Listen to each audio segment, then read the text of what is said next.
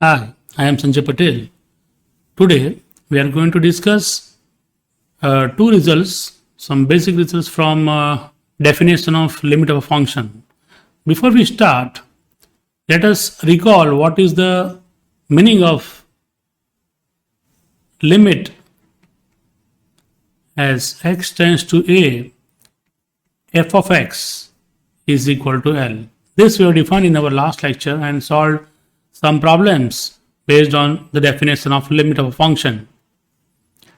Now, whenever we say limit x tends to f of x is equal to L, it means for every epsilon greater than 0, if any epsilon greater than 0 is given, we can always find some delta, there exists some delta greater than 0 such that whenever 0 less than mod of x minus a less than delta implies mod of fx minus L is less than epsilon.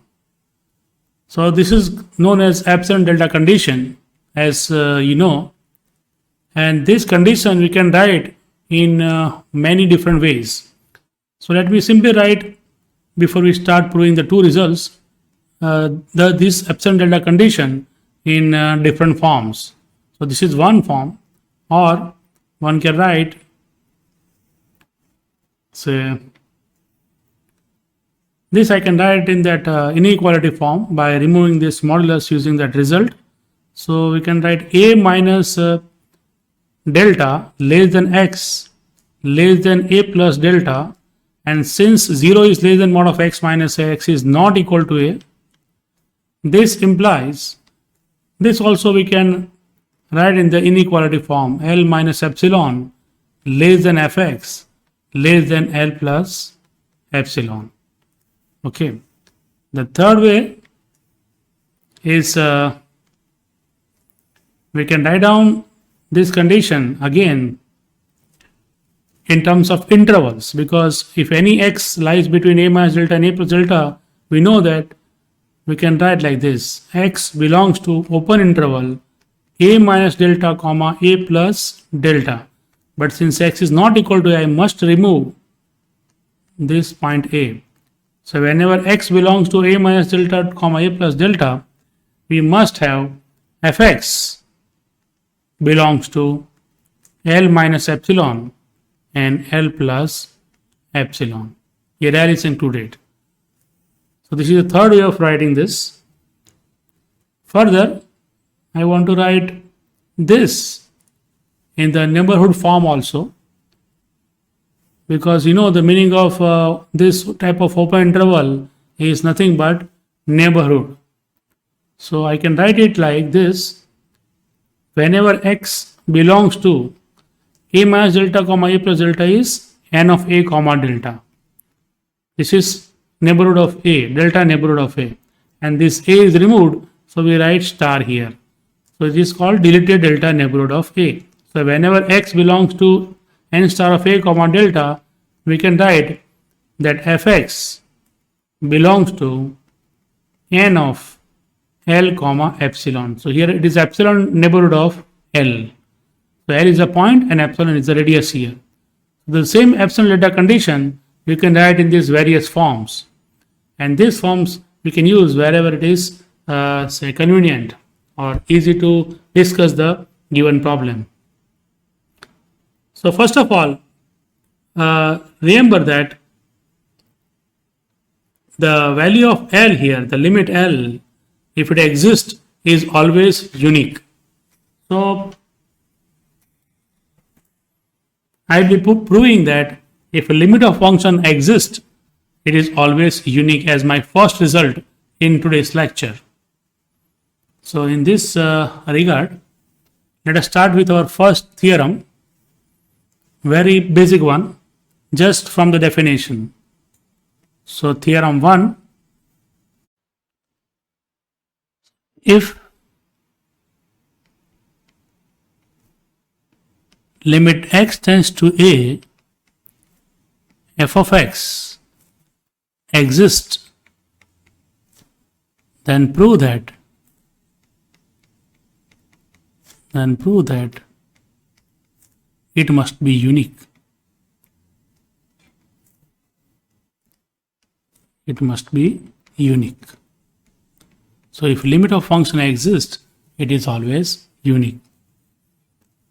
To prove this, I will assume that function fx has two limits. Say one limit is L, other limit is M. Okay, so let us prove.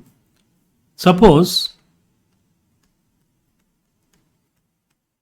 limit x tends to a,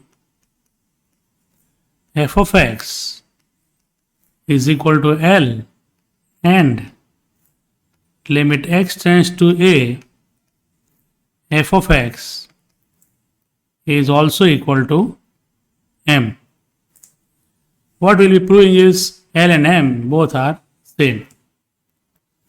Okay. So let us start by applying the definition of limit for both of the limits L and M here. So I am starting with an epsilon here. So let epsilon greater than 0 be arbitrary, or it is given. It is any real number. Okay. Then the first step is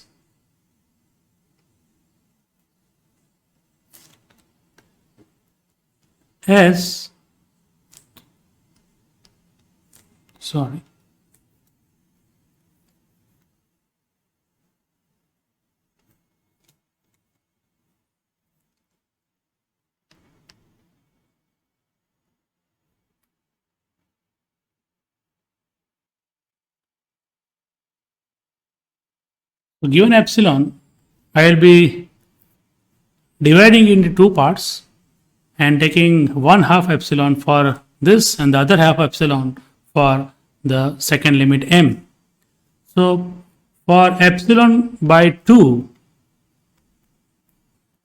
greater than 0, we can find some number delta 1, let us call it delta 1, such that whenever 0 less than mod of x minus a less than delta 1, that implies mod of fx minus L is less than epsilon by 2. Okay, this we can write because we are given that limit of fx is L. Limit of fx is L as x tends to a. So we are using this fact, and let us call this as result number 1. Okay. Now same way, I am using the fact limit x tends to a, f of x is equal to M. So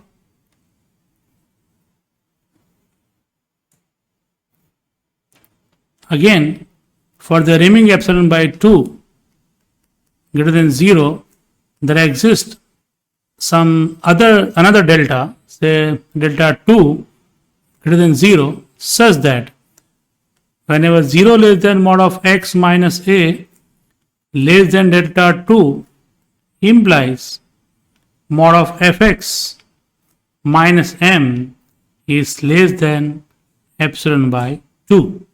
This is my result number 2. Here I am using that limit of fx is M also, as x tends to a is obvious. Okay. What I want is result 1 and 2 both hold simultaneously. This is true. Result 1 is true for all x satisfying the condition which are less than delta 1, and this is true for all x satisfying the condition mod of x minus less than delta 2. So in order that both the conditions satisfy simultaneously, I must choose the smaller of the two values. So let us put delta is equal to minimum of delta 1 and delta 2. So that means two things.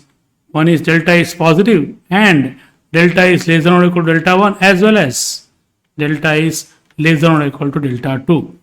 Okay. So if I take any x which satisfies mod of x minus a is less than delta, then that mod of x minus a will be less than delta 1 as well as delta 2. So result 1 and 2 both will be true, and hence I can use any of them. Now what I want to start here is with the expression mod of L minus M. So consider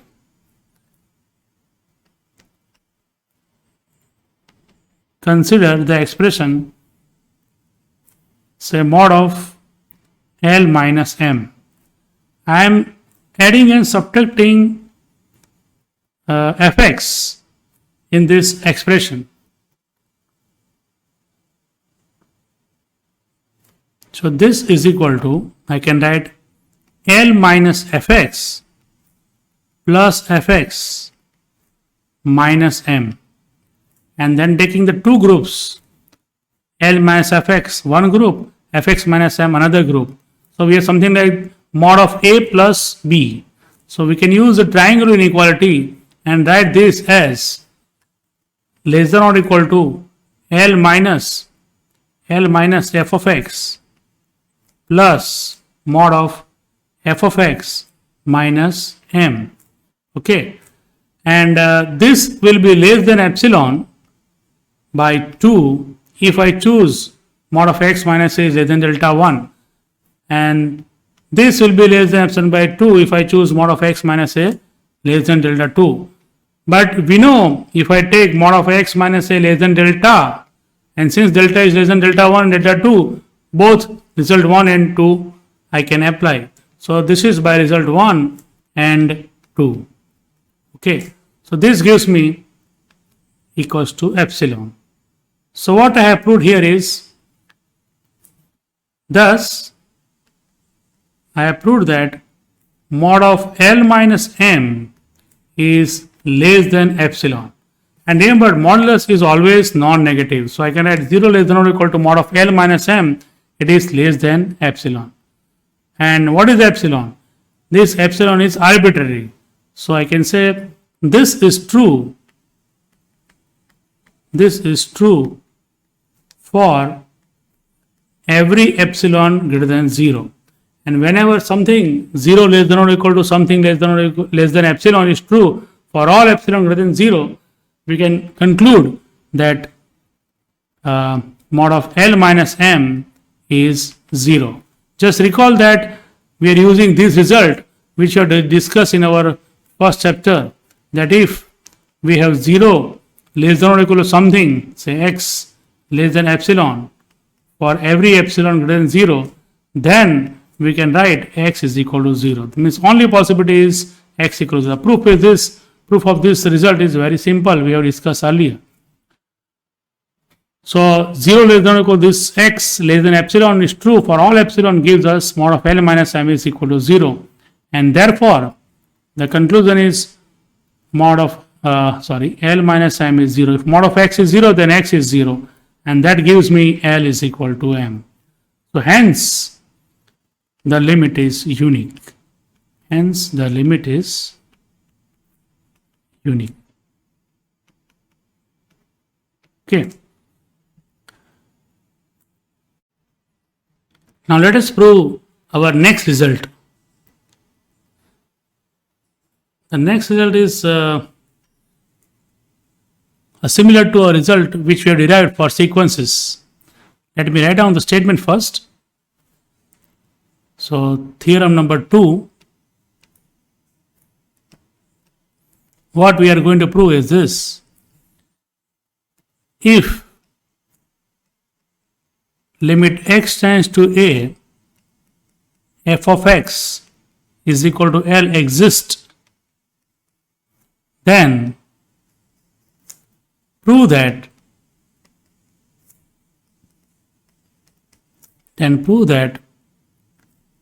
f is bounded, the function f is bounded on some deleted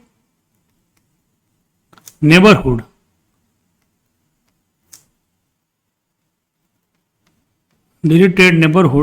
of the point A.